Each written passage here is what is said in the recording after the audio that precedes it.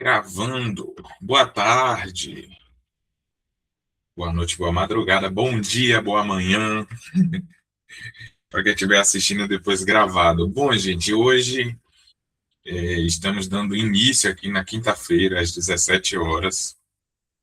Tome-lhe mais proposta de leitura, as leituras filosóficas. As leituras filosóficas eram um espaço que eu já havia pensado em promover desde o início do ano, né, quando eu repensei a reestruturação dos meus espaços de estudo.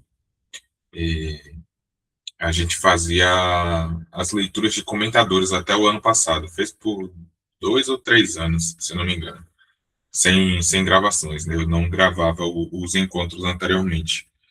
E as leituras de comentadores estavam frequentemente, né, a gente se deparando com certas decepções, né? Livros que a gente parava para estudar e ia encontrando ali diversos equívocos, né? Uma complexidade desnecessária e que não estava servindo ao papel de comentador. Claro que fizemos ali, né, quem acompanhava presencialmente, né, ou presencialmente não, né, no caso online, ao vivo, quem acompanhava ao vivo participava de um exercício da leitura crítica. Então, tínhamos esse aspecto aí favorecendo aquele momento, mas, enfim, eu decidi que não iria dar continuidade para aquela proposta a partir desse ano.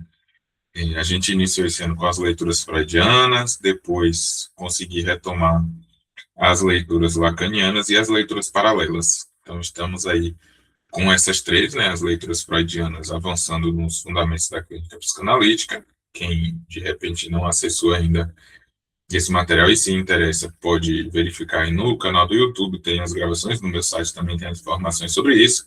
As leituras lacanianas, estamos fazendo um estudo do Seminário 7, a Ética da Psicanálise, e nas leituras paralelas concluímos o Como Ler Lacan, do Slavoj Zizek, que era um certo paralelismo ali entre a filosofia de Zizek e a psicanálise, né, a leitura dele da psicanálise lacaniana. E agora iniciamos, na semana passada, o estudo de linguística, né, o curso de linguística geral do Ferdinand Saussure.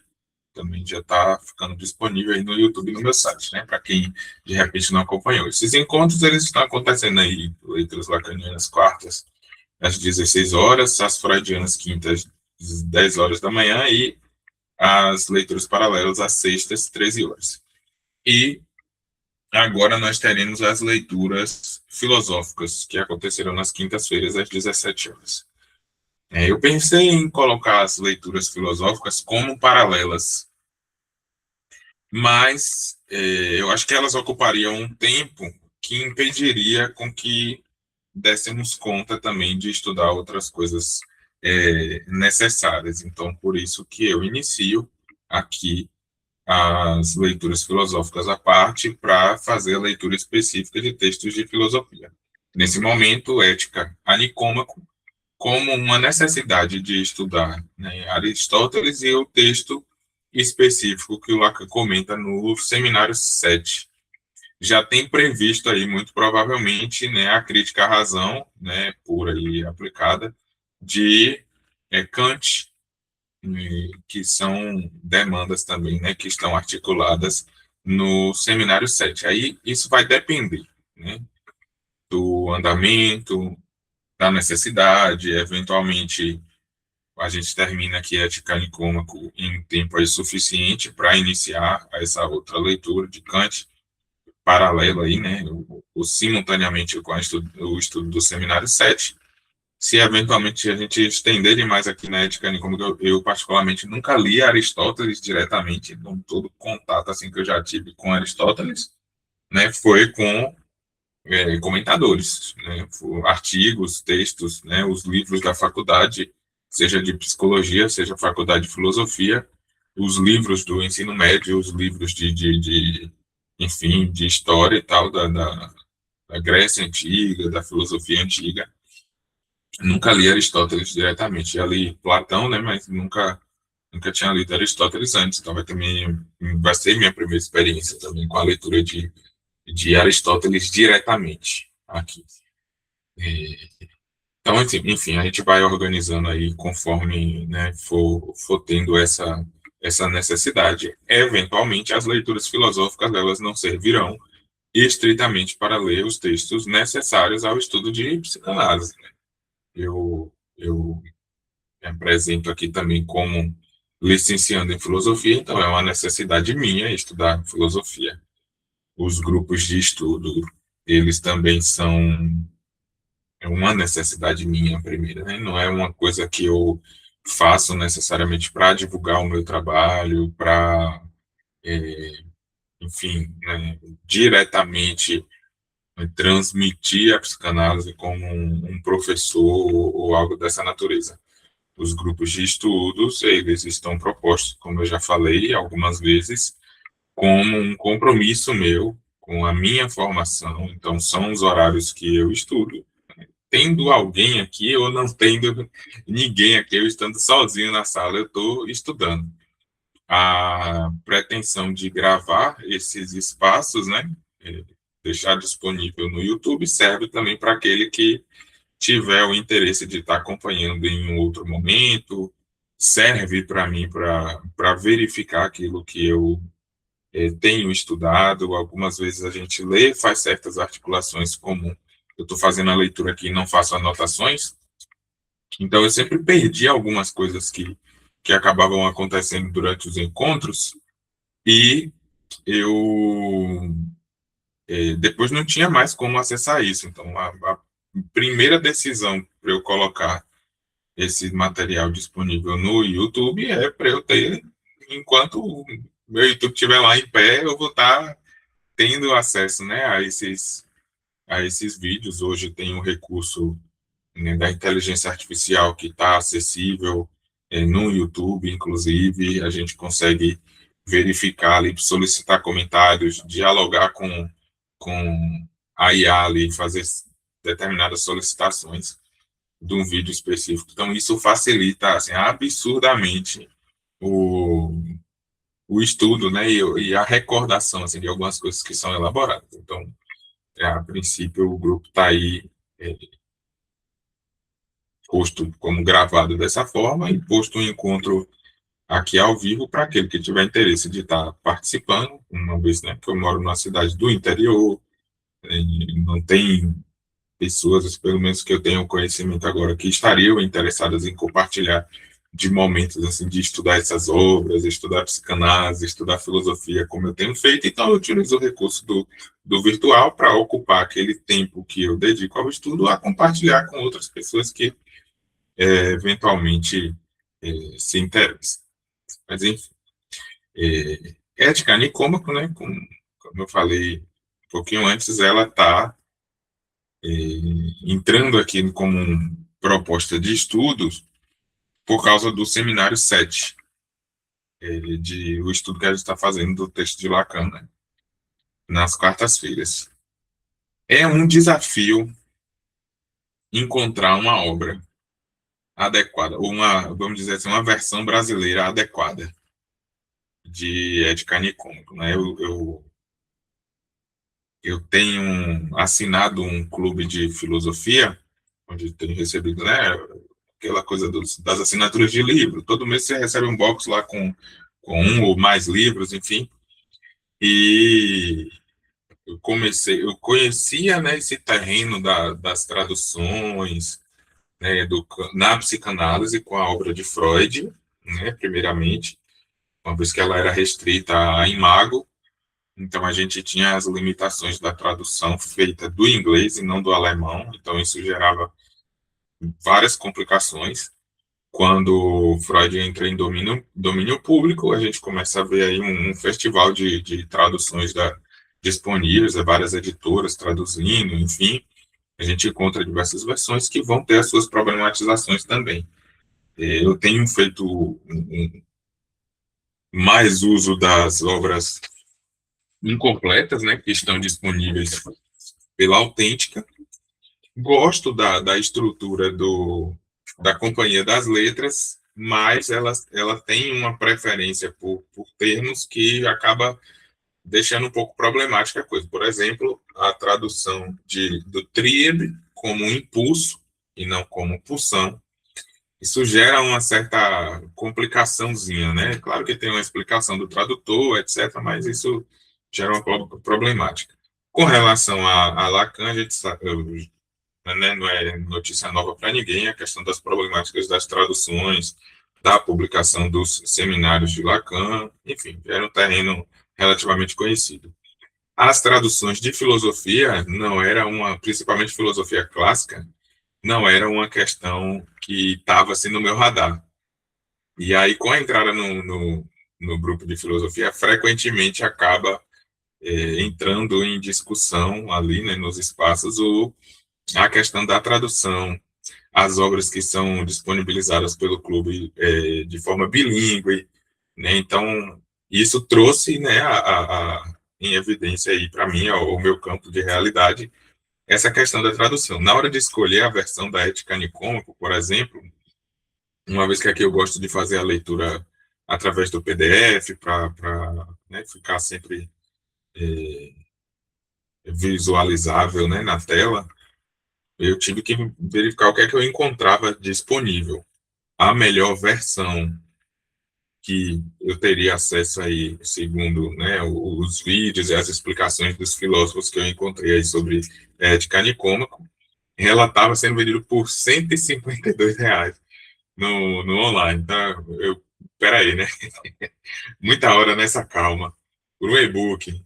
Então, tive que fazer uma pesquisa bem cansativa e, no fim das contas, encontrei essa versão aqui da editora Forense, que ela tem a especificidade de ser uma tradução do grego, né? Então, eu priorizei por essa parte aí.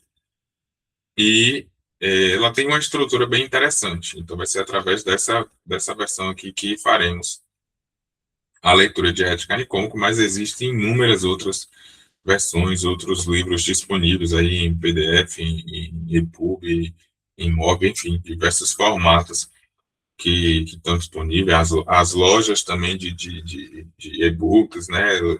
Elas têm os livros oficiais, digamos assim, né, sendo vendidos, e também muitos, mais de 15 livros, assim, de 15 publicações diferentes de ética nicômica, né?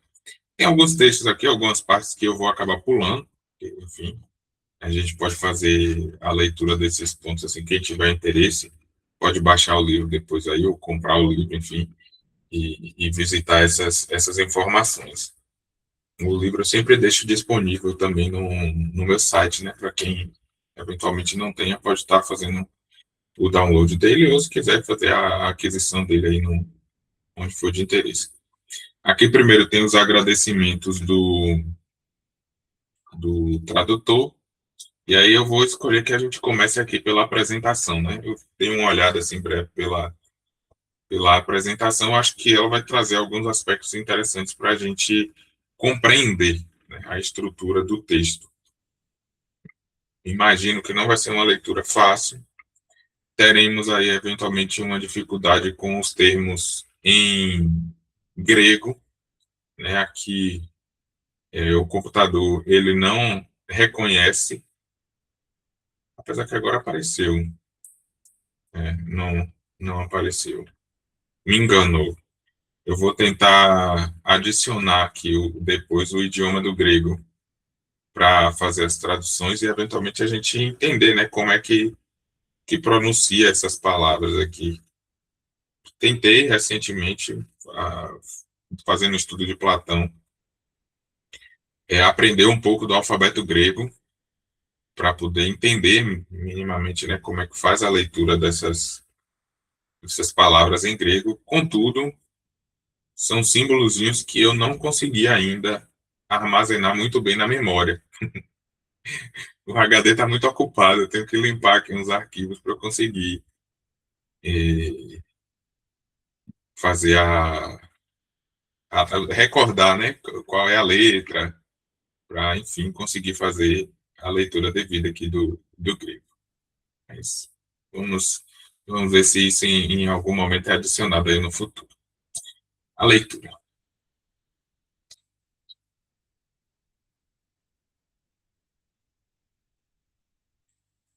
No corpus aristotélico, a Ética Nicômaco é o mais importante dos textos sobre o problema ético na produção de Aristóteles, conjuntamente com a Ética a Eudemon, os Magna Moralia e um pequeno tratado chamado Sobre Virtudes e Vícios.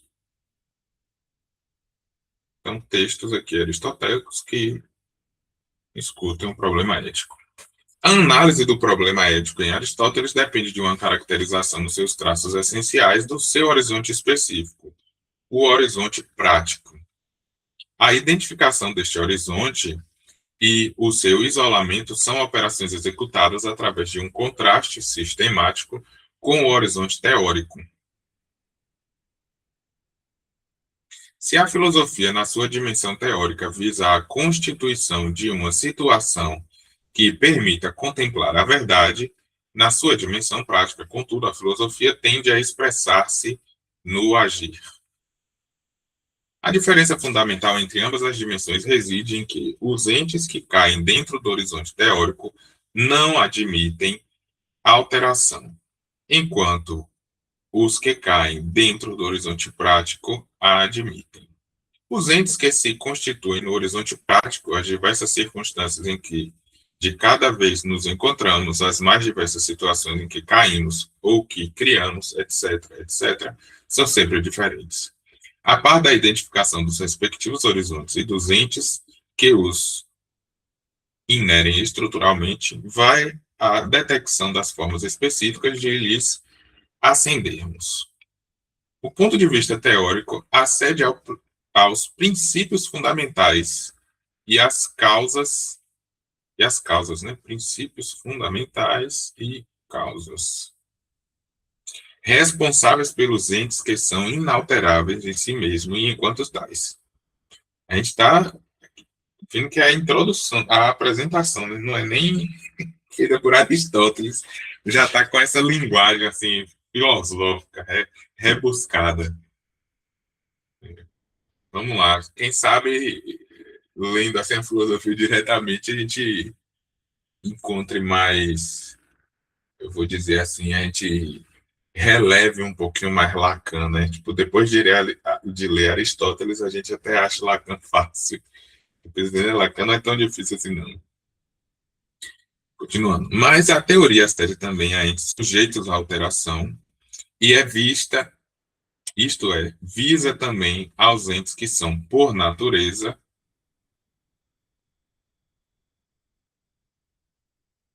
entes que são por natureza. Mas uma alteração deste gênero natural, a qual estão sujeitos os entes naturais, é necessária e conforme a uma lei. Na sua possibilidade extrema, a teoria como contemplação é sabedoria, quer dizer, uma perícia. A teoria como contemplação é sabedoria. Sofia, né? Aí aqui a gente já pode se aproximar que o S, o O, o F, o I e o A, né? Uma perícia. Uma capacidade exímia para pôr a descoberto e compreender intuitivamente, no seu isolamento, os princípios e as causas das coisas. Princípios e causas das coisas que são, assim, o alvo visado pelo olhar contemplativo. O prático é um horizonte que admite estruturalmente variação. Como tal, os seus princípios e causas terão de ser necessariamente diferentes dos que presidem ao horizonte teórico. A sua detecção está sobre a égide de uma forma diferente de acesso. A perspectiva que abre para eles não pode perder de vista nem as situações concretas em que de cada vez nos encontramos, nem o sentido orientador que planeia, orienta e assim permite agir. Esta disposição desocultante é a frônesis, a sensatez. Trata-se da possibilidade extrema, do ponto de vista prático, homóloga da sabedoria do ponto de vista teórico. As ações têm, assim, o seu princípio de ser no humano enquanto tal. Sem o elemento humano, não há ação. É o próprio humano que é causa eficiente enquanto motivação da ação. E é também o humano a causa final da ação. O terminus ad quem de todo e qualquer encaminhamento prático. O modelo aristotélico do pensamento da ação é o da produção. Sem dúvida que agir, agere, né, é diferente de produzir, facere. Agere, facere. Pode haver uma perícia da produção, mas já não uma perícia da ação. O sentido da palavra perícia é equívoco. Perícia pode ser um ofício ou uma profissão, mas tem também um sentido de produção artística, arte. Em ambos os casos, a língua grega faz pensar de fato numa fabricação, numa produção. O operador fundamental da perícia é o domínio de uma competência artístico-técnica, a qual pode ser adquirida por aprendizagem.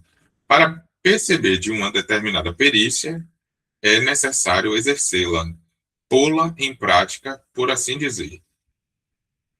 Saber fazer. Ora, é precisamente aqui que reside a diferença entre o agir e o produzir. O agir não admite perícia, assim, se considerarmos a respeito da produção distintamente cada uma das partes envolvidas no seu processo, isto é, o produzir, o produtor, o perito ou o técnico, e o produto enquanto resultado da sua aplicação, perceberemos a natureza da relação entre cada uma delas. Os entes produzidos por perícia existem, de fato, apenas sobre a dependência e ação direta do humano. Ou seja, sem perícia ou perito, não existem apetrechos nem obras de arte. Contudo, os produtos de uma perícia são-lhes extrínsecos quando acabados. Na ação não é assim.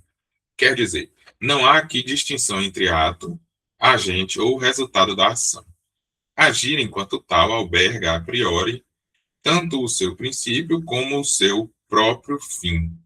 Por outro lado, agir e produzir têm em comum a natureza do horizonte em que acontecem. Trata-se de um horizonte que admite alteração. Depende do humano enquanto seu princípio e fundamento para existir. Mas é o agir, mais do que o produzir, que exprime o humano enquanto humano. O humano enquanto prático é princípio da ação. É ele também que é tido em vista como seu fim. É no agir que o humano se pode cumprir na sua possibilidade extrema como ser ético. A ação é a produção humana enquanto tal em sentido estrito.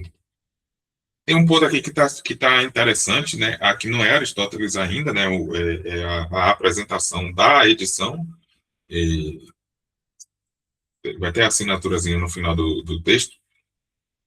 Mas é interessante já ver em que perspectiva Lacan coloca o texto de Aristóteles, né, de Ética Nicômaco, como o texto fundador da ética. Ele cita várias articulações, inclusive ele menciona que Platão também desenvolveu em alguma medida uma ética, né, a partir do, das proposições dele em torno do Sócrates e a virtude, né, de um homem virtuoso. Então isso ele coloca aí uma ética, um princípio moral em Platão já, mas coloca Aristóteles como quem articulou de uma maneira assim mais sistemática e mais sólida, né, a questão da ética. Contudo, ele vai criticar o que Aristóteles coloca como vou chamar aqui de motor, não sei se está muito bem adequado ao que o próprio Aristóteles vai estabelecer como motor, né? Mas o motor da ética sendo o bem, né? Um bem comum. Então, o Lacan vai fazer uma certa releitura disso, uma certa crítica, à medida em que a ética psicanalítica não se sustenta em um bem final, assim, um bem bom, né? Um bom, uma saúde mental, o fazer o certo, o correto, estritamente, assim, né? Uma ética sustentada no desejo. Então, essa apresentação aqui, ela está dando notícias, né, do que provavelmente Lacan encontrou no texto do Aristóteles para fazer aquela articulação. É o ponto em que nos encontros das leituras lacanianas, principalmente, e desse seminário 7 onde Lacan cita inúmeras referências, né? Tem texto assim que Lacan vai de Aristóteles a Kant, texto não, lição, né?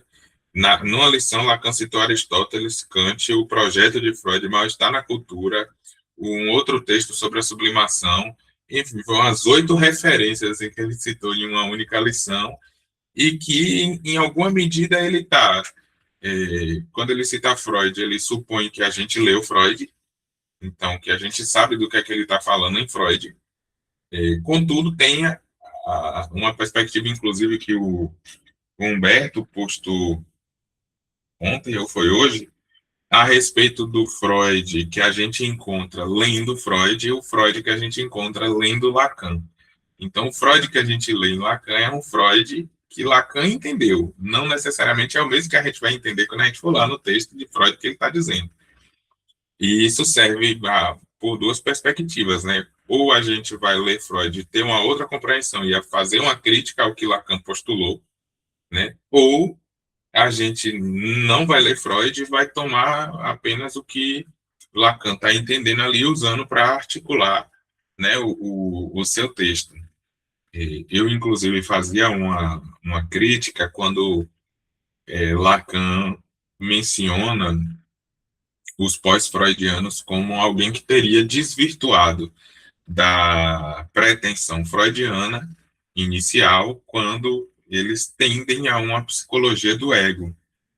E quando eu leio Freud, o que eu encontro é o suprassumo da pretensão freudiana, né? Não a psicologia do ego, porque se você olhar os textos de 1930, né, dos anos ali, 31, 32, 34, 35, 36, 37, 38, 39, você vai encontrar ali Freud ferrenhamente sustentado numa psicanálise que orienta a força do ego diante do id, né, ou do eu diante do isso, e as propostas de fim de análise, né, análise terminável e interminável, muito articulada nessa perspectiva. Então, eu não acho que quem veio depois de Freud, Ana Freud, Melanie Klein, que deu continuidade nessa perspectiva e acabou culminando, né, com Erik Erikson, Lowenstein, etc., na psicanálise do ego, que virou psicologia do ego depois.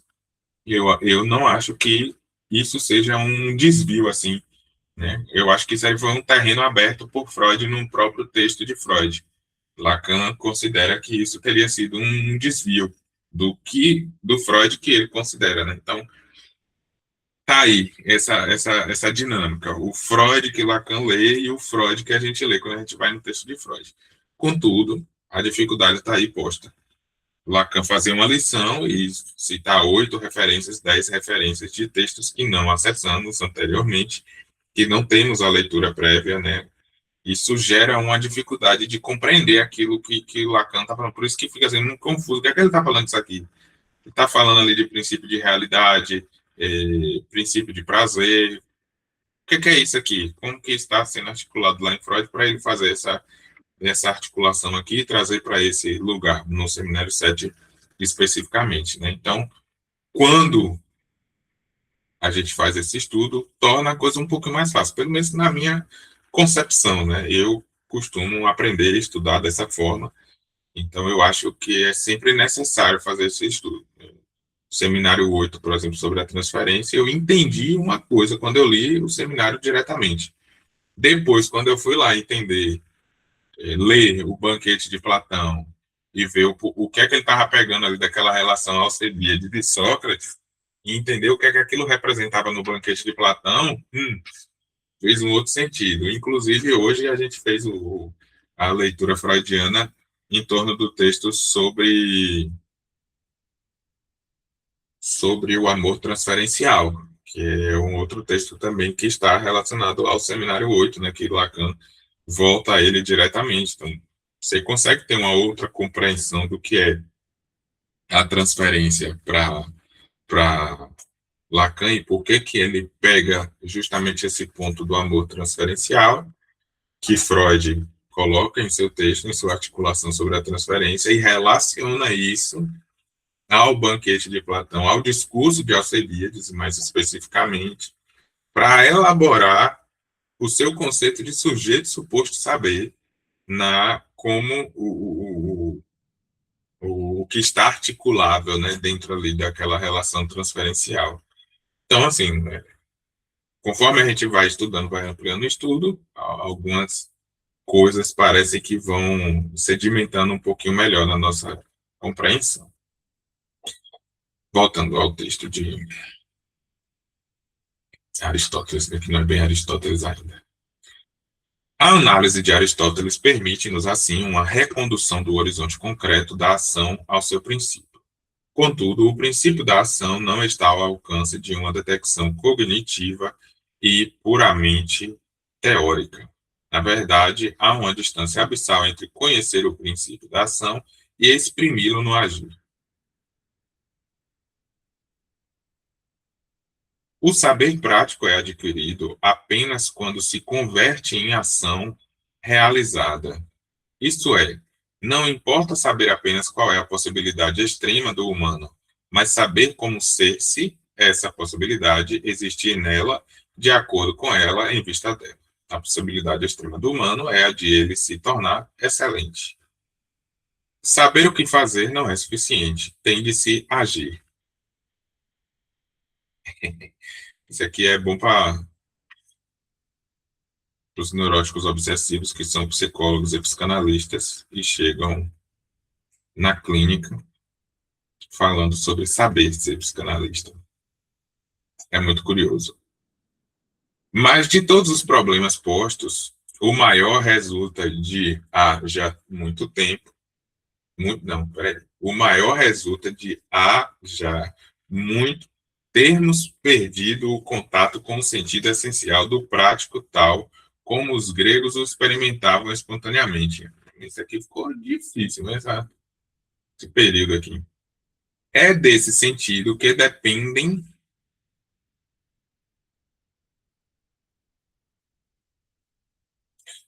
É desse sentido que dependem a possibilidade da sua caracterização, enquadramento e compreensão. Caracterizar o horizonte prático é caracterizar a situação específica em que o humano se encontra. O sentido original do substantivo praxis é dificilmente vertido para português através de termos como ação ou prática. O verbo pratem significa passar por, atravessar. Significa também estar sujeito ao acaso, ao feliz tanto quanto ao infeliz. Significa, bem assim, levar a cabo, realizar, cumprir. Nessa conformidade, o horizonte prático é o espaço onde tem lugar aquilo por que se passa, as situações em que caímos e as situações que criamos. O humano existe desprotegido num horizonte que o deixa necessariamente exposto aos reveses da fortuna, aos caprichos do acaso, aos golpes do destino, à adversidade em geral. O mundo em que vivemos, os outros que aí encontramos, nós próprios, no que nos dá para fazer, tudo isto forma frentes provocadoras de ação. Frentes provocadoras de ação. Mas a ação só acontece quando arranjamos um espaço de manobra para a levar a cabo de livre e espontânea vontade, de forma plenamente consciente. É assim, no quadro num quadro deste horizonte que Aristóteles procurará circunscrever as diversas possibilidades de nos relacionarmos de modo excelente com o que aí nos acontece. A indicação dos fenômenos da natureza prática é feita por afecções disposicionais de sentido por pater. Essas afecções dispõem-nos, bem ou mal, segundo as suas possibilidades limite. Bem, se tratar de uma manifestação de prazer ou de qualquer dos seus matizes. mal se tratar de uma manifestação de sofrimento ou de qualquer dos seus matizes.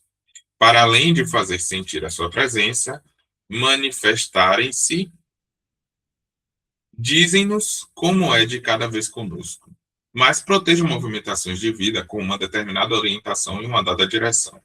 O prazer lança-nos no encalço de qualquer coisa que nos obriga ou convida a persegui-la. Desencadeia um movimento de perseguição. O sofrimento, contrariamente, leva-nos a evitar qualquer coisa que esteja ligada a essa disposição, obriga-nos a um movimento de recuo ou fuga. Não sei não, viu? A clínica psicanalítica dá outro olhar para esse ponto aqui. O que assim se esboça de um modo passivo parece deixar-nos sem margem de manobra, entregues à mera possibilidade de ação às provocações disposicionais com orientações e direções determinadas em vista dos objetos e dos fins que se apresentam, ora prometedores, ora ameaçadores. O que se procura na análise ética é precisamente uma possibilidade que transcenda uma tal afecção e seja mais do que um mero movimento reativo ao que de cada vez acontece. O que se pretende é poder constituir uma disposição, então a palavra aqui que eu não faço ideia do que seja, que, enquanto modo de ser adquirido, permite ultrapassar a passividade patológica e orientar os movimentos de reação, dando-lhes um sentido. É através da constituição permanente destas disposições que se forma o caráter. Uma tal constituição depende de se operar uma dissociação entre o plano passivo, em que as mais diversas afecções nos deixam de cada vez em estados diferentes, e um outro plano ativo, e constituir-se como disposição permanente do caráter. Só a partir de um tal horizonte ativamente constituído é possível apurar no sentido dos movimentos de perseguição e fuga que de cada vez se predefinem. Isto é, se serão encaminhamentos com sentido ou se finalmente percorridos esses lances, não acontecerá precisamente deixar-nos uma situação pior do que aquela de que partíramos. A constituição de uma disposição do caráter é uma possibilidade extrema do humano. O esforço de apropriação desse modo de ser, é a atividade específica do humano enquanto humano. A tentativa de transcender a condição que naturalmente tende a confiná-lo no âmbito da patologia e da mera passividade.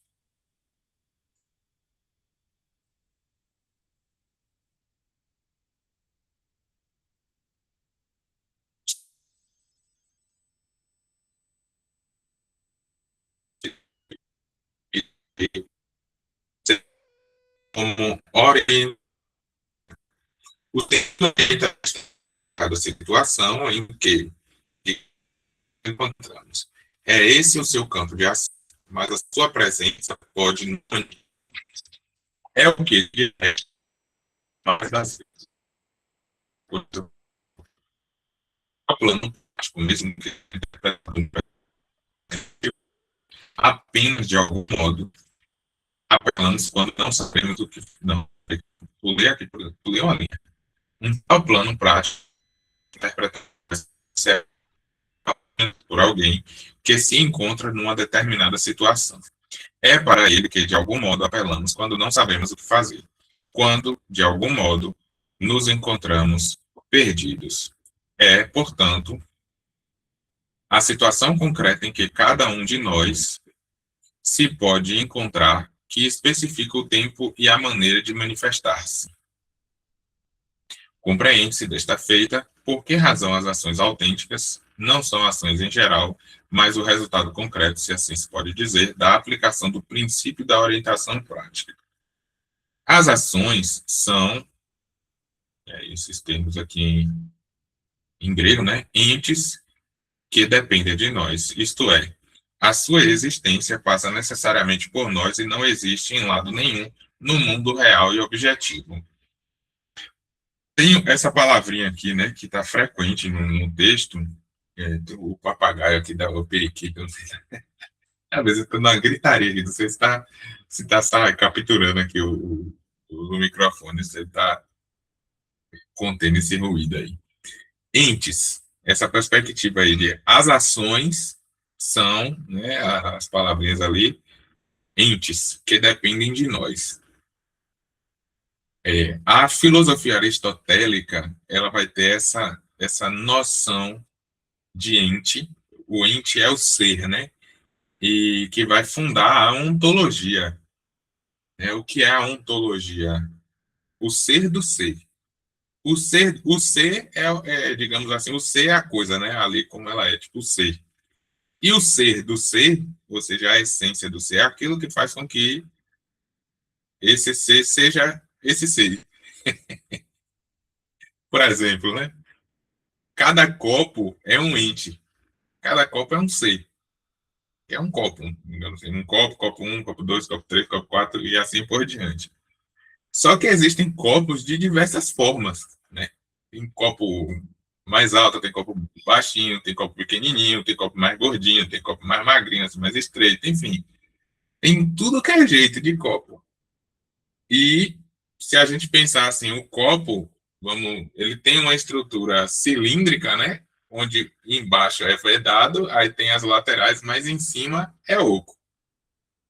O balde também é assim, mas um balde não é um copo. E um copo não é um balde, por exemplo. Então, o que é a essência do copo é o que faz com que todos os copos sejam copos. A essência do balde é o que faz com que todos os baldes sejam baldes, mesmo tendo vários tipos de balde. E faz com que um balde não seja um copo, mesmo na descrição de como seja muito semelhante, né? Mas faz com que um balde não é um copo. Não tem como você pegar um balde assim e chamar de copo, né? Não vai funcionar dessa forma. Isso é a questão da essência. Isso é muito interessante porque Aristóteles, né, quem organiza dessa forma e funda, digamos assim, a ontologia.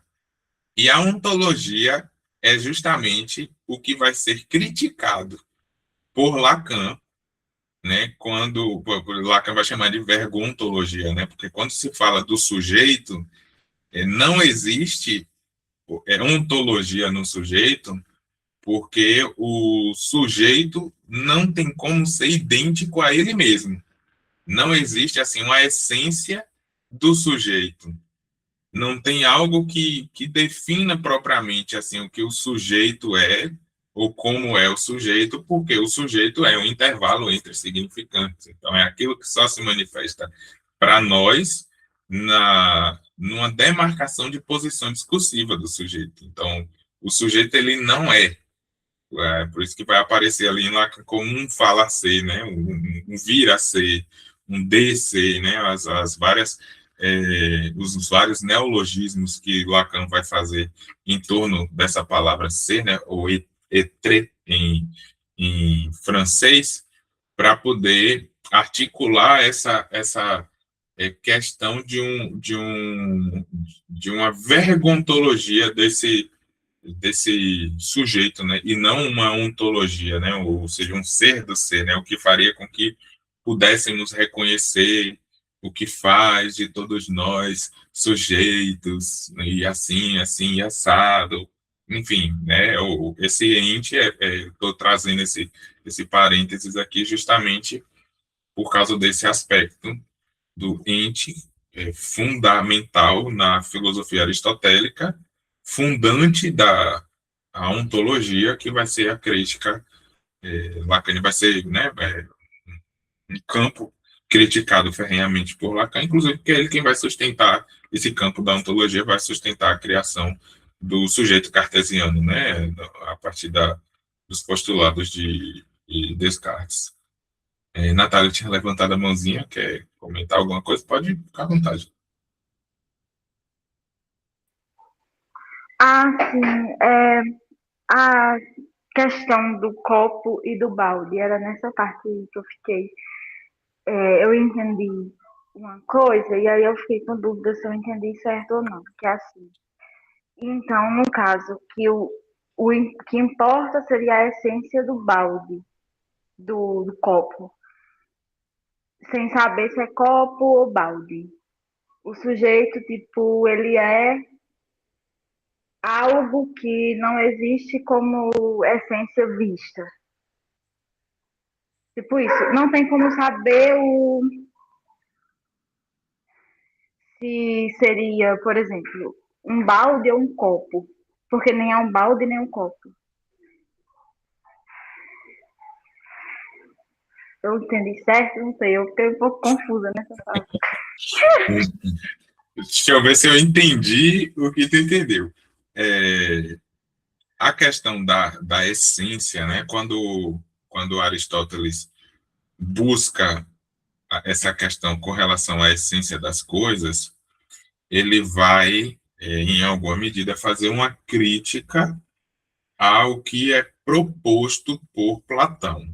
Então, aí, para entender o porquê que Aristóteles coloca, cria, né, constrói essa ontologia, ou seja, essa essência das coisas, e o que faz com que essas coisas sejam reconhecidas pela sua essência, ou seja, o ser do ser, né, quando falamos assim, o ser do ser, ou seja, falamos de ontologia, de essência da coisa, falar o ser da coisa, né, é a sua essência, é aquilo que faz com que um específico copo, que tem lá suas formas particulares, seja copo, porque ele tem a essência de copo. E aí isso faz com que todos os copos sejam copos, mesmo tendo copos de diversas formas. Então, a essência do copo é, digamos assim, a forma perfeita do copo. E é isso que dá a essência, que faz com que o copo seja copo, é ele ter essa forma perfeita de copo. Se a gente descreve a forma do copo, ela é muito semelhante, por exemplo, à forma do balde. E foi o exemplo que eu dei, né? Por que a gente não chama copo de balde? Se é muito semelhante, né? Mas a essência do balde não é a mesma do copo. Então aí o balde é balde, copo é copo. Isso é em contraponto, que Aristóteles formula, em contraponto ao mundo sensível e o mundo das ideias de Platão. Porque o mundo sensível é esse mundo aqui que a gente existe, para Platão, né? É esse mundo aqui que a gente existe. Então, por exemplo, eu estou com uma garrafinha aqui, e essa garrafinha de água aqui, né, que é um modelozinho específico de garrafinha, que tem essa tampinha assim que abre assim, engarranchadinha e tal, que virou moda aí no último ano. Todo mundo usa essa garrafinha assim agora e tal. Enfim, então tem essa garrafinha aqui que é bonitinha, beleza. Mas essa garrafinha aqui, do mundo sensível, ela não é perfeita, porque a perfeição só está no mundo das ideias. E aí, ou seja, a essência das coisas, digamos assim, né, só estaria no mundo das ideias, só seria acessível através da razão, e nunca do fazer, assim, de colocar em prática ou colocar no mundo sensível, né? Então, isso é um distanciamento, assim, que Platão faz, e que, inclusive, é um terreno muito utilizado por Nietzsche para criticar o pensamento judaico-cristão que se sustenta na filosofia platônica de abrirmos mãos desse mundo sensível para viver a vida eterna do mundo das ideias, né? Então, essa leitura platônica que é trazida para o cristianismo, principalmente, que coloca nesse lugar, né, a leitura das coisas, porque Platão fomentava isso, né, de que a virtude platônica é uma virtude onde você não vive, digamos assim, os prazeres da vida, porque você vai viver os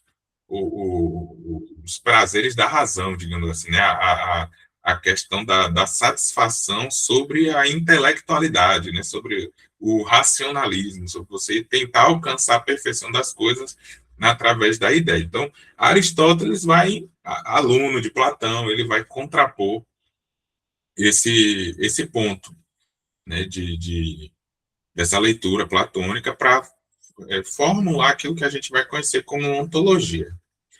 Descartes ele vai retomar esse ponto é, de Platão não, perdão, de Aristóteles, para ele chegar na articulação de que penso, logo existo, né? Ou penso, logo sou.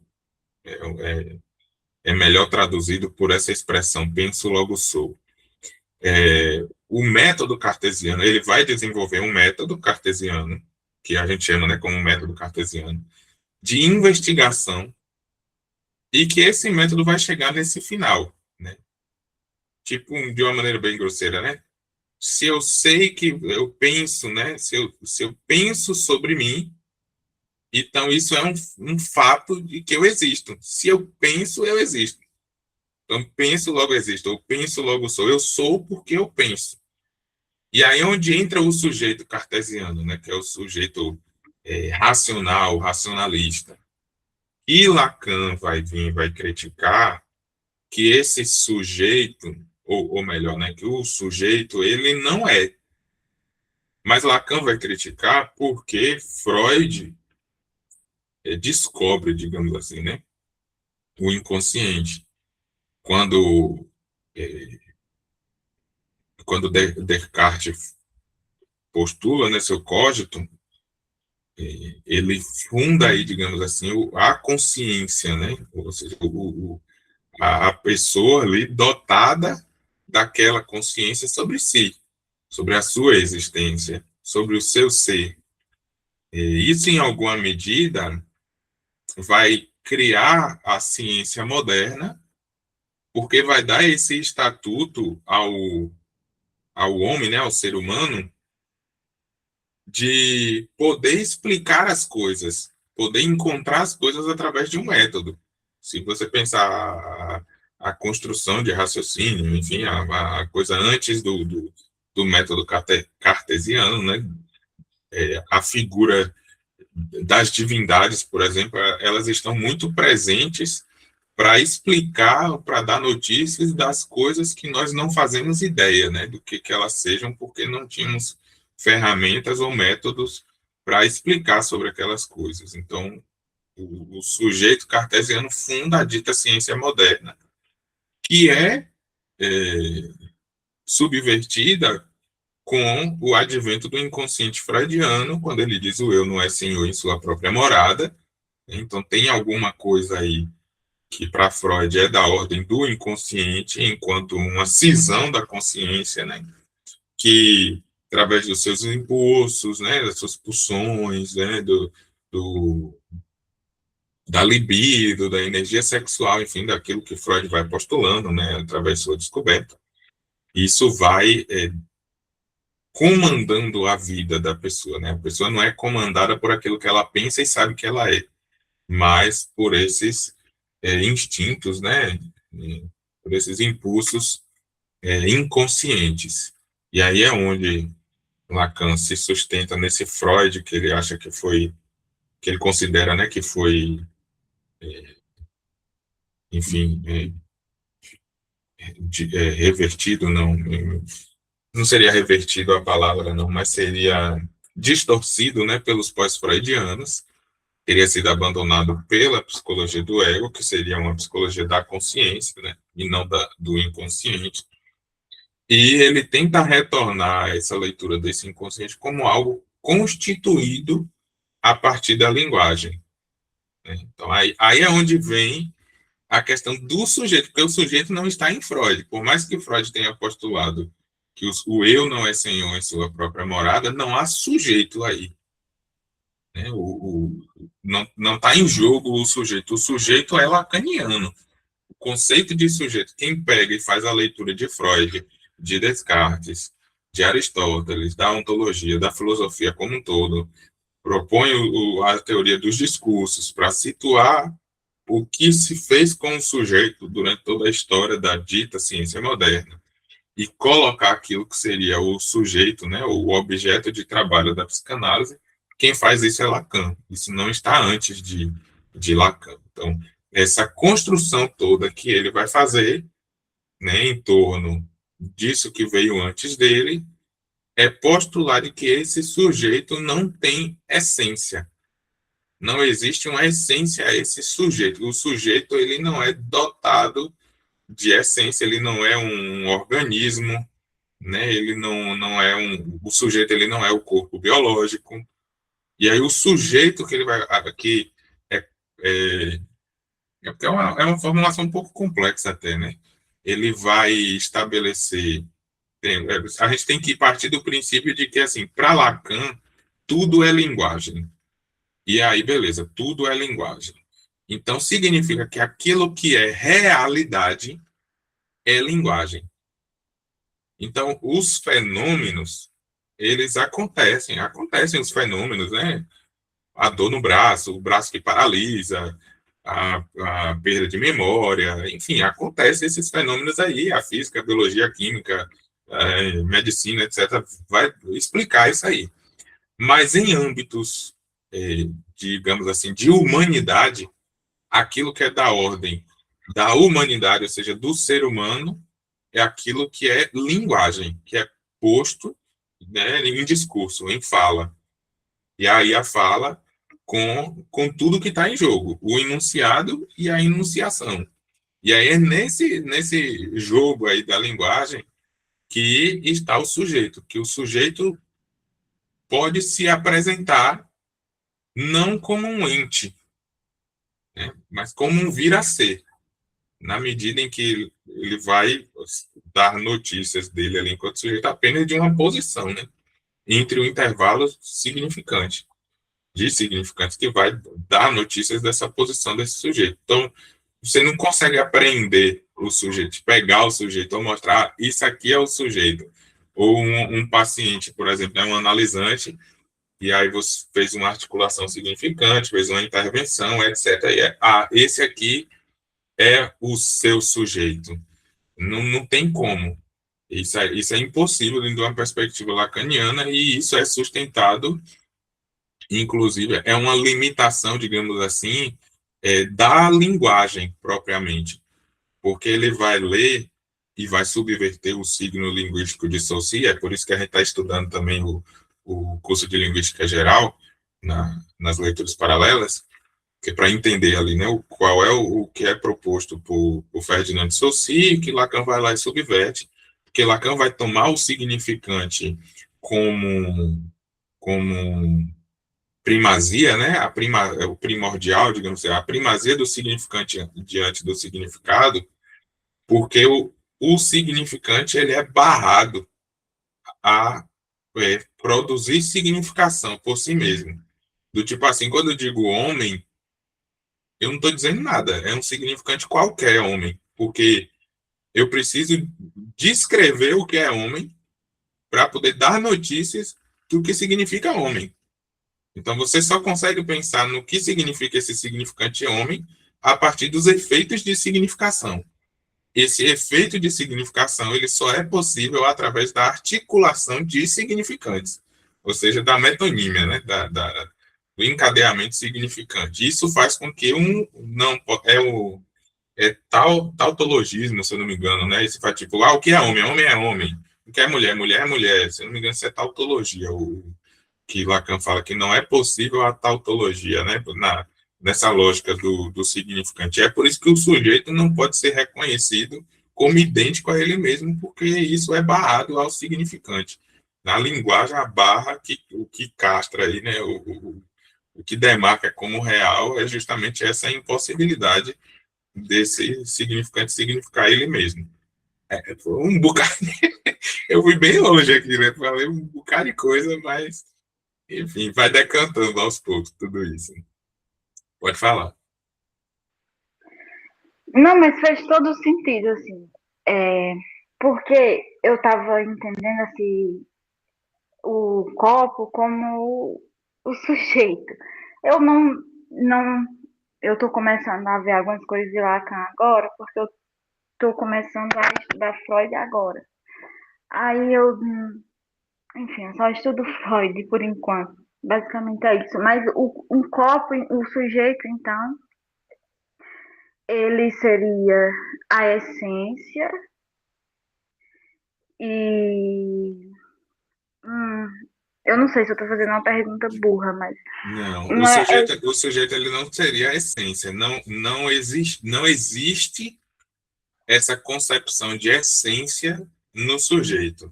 É isso que Lacan subverte o que ele considera, né, a subversão de Freud, a subversão freudiana, né, ao sujeito cartesiano. O texto, uma linguagem, né?